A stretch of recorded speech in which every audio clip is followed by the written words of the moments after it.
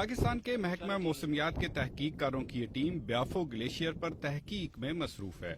पाकिस्तान के पहाड़ी जिले कोहे कराक्रम के दामन में ब्याफो ग्लेशियर्स पाकिस्तानी और गैर मुल्की साइंसदानों की तवज्जो का आजकल मरकज बना हुआ है। सवाल यह है कि आलमी हिद्दत में इजाफे या ग्लोबल वार्मिंग का पाकिस्तानी ग्लेशियर्स पर क्या असर हो रहा है। कुतुब शुमाली के बाद दुनिया के सबसे बड़े ग्लेशियर्स कोहे हिमालय और कराक्रम के पाकिस्तानी सिलसिले में पाए जाते हैं। ब्याफो ग्लेशियर का इनमें तीसरा नंबर है।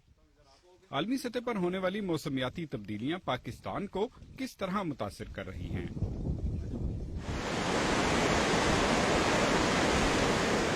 मेरी खोज भी यही थी, लिहाजा मैं भी साइंसदानों की इस टीम के हमरा कराक्रम के पहाड़ और दरिया अबूर करता इस ग्लेशियर तक आन पहुंचा।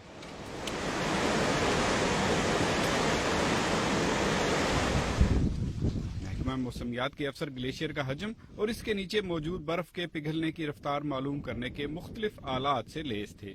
कभी करीब के पहाड़ों की निस्बत से इस ग्लेशियर के घटने या बढ़ने का रुझान समझने की कोशिश होती और कहीं मखसूस आलात के जरिए ग्लेशियर के ऊपर जमे पत्थरों के नीचे पड़ी बर्फ तक पहुंचने की सही की जा रही थी। फरूख बशीर तहकीककारों की इस टीम के सरबराह हैं। मैंने उनसे पूछा कि ग्लेशियर पर ये झंडे क्यों गाड़े जा रहे हैं। ये एब्लेशन कैरेक्टरिस्टिक्स को मेजर करने के लिए है कि ये डेब्रिस के नीचे जो आइस होती है इसकी कैरेक्टरिस्टिक्स और डेब्रिस फ्री आइस की कैरेक्टरिस्टिक्स की जो है जो मेल्टिंग की वो डिफरेंट होती हैं। इसके अंदर ये डेब्रिस आइस को इंसुलेट करती है, इसलिए यहाँ पे आइस देर से मेल्ट होती है और जबकि डेब्रिस फ्री जो एरिया है उसमें आइस जल्दी मेल्ट होती है। तो हमारा मकसद यहाँ पर ये देखना है कि टेम्परेचर के साथ साथ कितना इम्पैक्ट पड़ता है आइस के ऊपर और कितनी जल्दी मेल्ट होती है वो। फरूख बशीर ने बताया कि ग्लेशियर्स के पिघलने की एक वाज़े अलामत ग्लेशियर पर जा बजा छोटी छोटी झीलों का बन जाना है। ब्याफो में ये झीलें कसरत से नजर आईं और इनके नीचे तेज हवा के बायस पिघलती बर्फ भी, जो फरूख बशीर के बकौल ग्लेशियर के पिघलने की एक और निशानी है। हवाओं, बारिश और धूप की शिद्दत और इसके ग्लेशियर्स पर असरात मापने के लिए महकमा मौसमियात ने पाकिस्तान और कुतुब शुमाली से बाहर दुनिया के सबसे बड़े ग्लेशियर बालतोरो का इंतखाब किया है, जहां गुज़िश्ता बरस ऑटोमेटिक वेदर स्टेशन या मौसम का रिकॉर्ड रखने वाला खुदकार निजाम नस्ब किया गया था।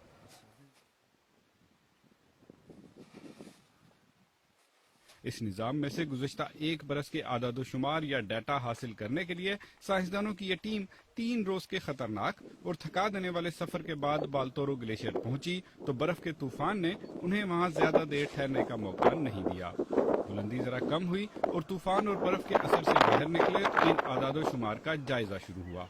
पिछले सालों के डेटा से मुआवजना किया गया तो पता चला कि इन ग्लेशियर्स के औसत दर्जा हरारत में इजाफा हुआ है।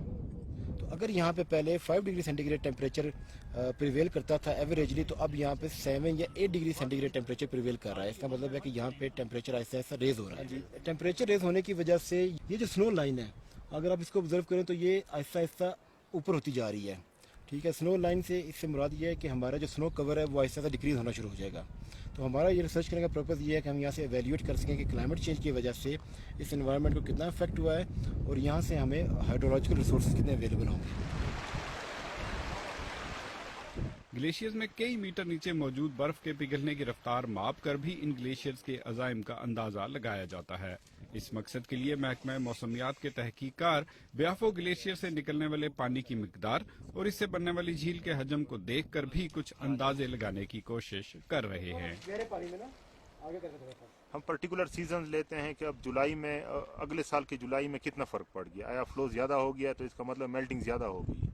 तो इसके फिर अपने मॉडल्स हैं जिसके ज़रिए से हम इसको बाकायदा एक पैटर्न में लेके आते हैं और उसको स्टडी करते हैं। तो हम एक पर्टिकुलर ग्लेशियर को डिक्लेयर कर देते हैं कि ये सर्ज हो रहा है या ये पीछे जा रहा है या ये इन अदर वर्ड्स ये डिप्लीट होना शुरू हो गया। ऐसे में जब ग्लेशियर के करीब दर्जा हरारत बढ़ रहा है और उनके ऊपर और नीचे मौजूद बर्फ की मिकदार कम हो रही है तो क्या कहा जा सकता है कि ग्लेशियर्स पिघल रहे हैं? ये बात मैंने पूछी महकमा मौसमियात के सरबराह डॉक्टर कमरुज़्ज़मान चौधरी से, जो ग्लेशियर्स पर होने वाली तहकीक के रूहे रवां हैं। जो हमारी रिसर्च है उसके मुताबिक इस बात को रूल आउट नहीं किया जा सकता कि जब टेम्परेचर इंक्रीज उन इलाकों के अंदर हो रहा है जो काफ़ी विजिबल है, تو ابھی جو ویدر پیٹرن جو اس میں سنو ایڈ کر رہے ہیں وہ ابھی ان پہ جو ویسٹرن ویدر سسٹمز پہ ابھی امپیکٹ اتنا نہیں ہوا. کئی جگہوں پر جو اس پہ امپیکٹ ہے اور اس پہ جو اثرات ہیں وہ کافی ویزیبل ہیں، اور کچھ ایسے ایریاز ہیں کہ جس کے اندر ابھی اثرات اتنے ویزیبل نہیں ہیں. اور لیکن یہ کہ ہم لوگ یہ رول آؤٹ نہیں کر سکتے کہ فیوچر کی جو گلوبل کلائمیٹ چینج ہے، گلوبل وارمنگ ہے، تمام جو گلیشیئرز ہیں ان پر اس کے اثرات ہوں. اپنے اس دعوے کے حق میں ڈاکٹر قمرالزمان چودھری نے سیٹلائٹ سے بیافو اور بالتورو گلیشیئرز کی کھینچی گئی تصاویر میرے حوالے کی.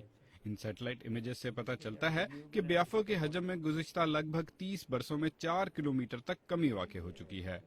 بیافو گلیشیئر کے حجم میں کمی صرف سیٹلائٹ ہی نے محسوس نہیں کی، بلکہ اس کی گواہی نسلوں سے بیافو کے قریب رہنے والے مقامی لوگ بھی دیتے ہیں. 1984 میں نے شروع کیا ہوں اس کو چلنے میں. تو اس وقت یہ شہرن سے آگے ایک پہاڑ تھا نا، بیچ میں ایک کھڑا سا پہاڑ ہے، تو اس کے نزدیک تھا، اوپر لیول پہ تھا. تو ابھی کم سے کم 1.5 میل پیچھے گیا ہے میرے خیال میں. جو ڈاؤن ہو گیا ہے وہ کم سے کم 150 میٹرز ڈاؤن بھی ہو گیا. 1992 میں ایز اے گائیڈ یہاں پہ پہلی دفعہ آئے تھے، تو ہم نے گلیشیئر کے اوپر سے سفر کیا اور بالکل ٹھیک ٹھاک فریش گلیشیئر تھے. اور ابھی آپ دیکھ رہے ہیں کہ کلومیٹر کم سے کم 1 کلومیٹر گلیشیئر پیچھے چلا گیا. سائنسدانوں کی تحقیق، مقامی افراد کی گواہی اور موقع کی شہادت سب ایک ہی جانب اشارہ کرتے محسوس ہوتے ہیں.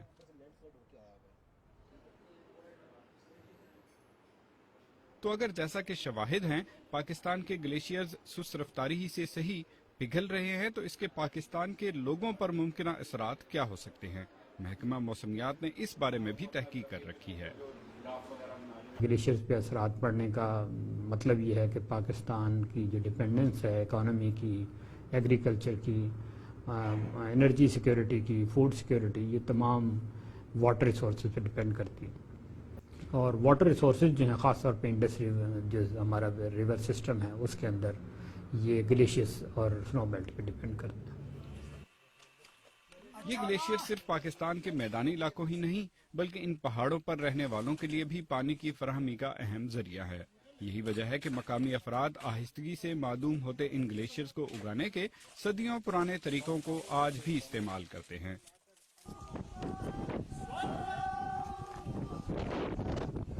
اس ڈائریکشن یہ ہونا چاہیے میرے خیال جہاں سورج پڑتے ہیں وہ رکھتے ہیں، یہ سامنے والا بالکل سورج کے سامنے. شمالی علاقوں میں ترقیاتی کاموں کے لیے مشہور تنظیم آغا خان فاؤنڈیشن مقامی افراد کو گلیشیئرز کی پیوند کاری میں مدد دے رہی ہے. چونکہ بہت سارے گلیشیئرز وہ ریٹریٹ ہو رہے ہیں، کم ہوتے جا رہے ہیں، اس لیے لوگوں نے صدیوں سے یہ ایک ٹریڈیشن بنایا تھا یہاں پہ کہ جو ایگزسٹنگ گلیشیئر ہے وہاں سے وہ کچھ پیسز اٹھاتے ہیں، اٹھا کے کوئی ایک خاص الٹیچیوڈ پہ اس کو لے جاتے ہیں، تقریباً 15,000 فٹ سے اوپر کی بلندی پہ. وہاں اس کو یہ جو آئس کے پیسز ہے اس کو پلانٹ کیے جاتے ہیں، اور اس کو جب وہاں پہ یہ پلانٹ کرتے ہیں اس کو بند کر دیتے ہیں، کچھ عرصے کے لیے اس کو دفن کرتے ہیں، پلاسٹک لگاتے ہیں یا کوئی اور چیز لگا کے اس کو دفن کرتے ہیں، اور پھر اس کے بعد کوئی 3-4 سال کے بعد یہ لوگ جا کے اس کی مانیٹرنگ کرتے ہیں. اور اس کا مین مقصد یہ ہے کہ تاکہ جب یہ وہاں پہ یہ پلانٹ ہو جائے تو اس سے پانی آئے گا اور ان کی ایگریکلچر کی جو ضروریات ہے وہ پوری ہوگی. پاکستان ان 10 ملکوں میں شامل ہے جو عالمی حدت میں اضافے اور ماحولیاتی تبدیلیوں سے سب سے زیادہ متاثر ہو رہے ہیں. گلیشیئرز کیوں پگھل رہے ہیں اور یہ کہ کس رفتار سے پگھل رہے ہیں، اس بارے میں ماہرین کے درمیان بحث و تمہیز جاری ہے. لیکن بیافو گلیشیئر کا یہ منظر آپ کو یہ بتا دینے کے لیے کافی ہے کہ یہ گلیشیئر پگھل رہا ہے. Asif Farooqi, BBC، Biafo glacier.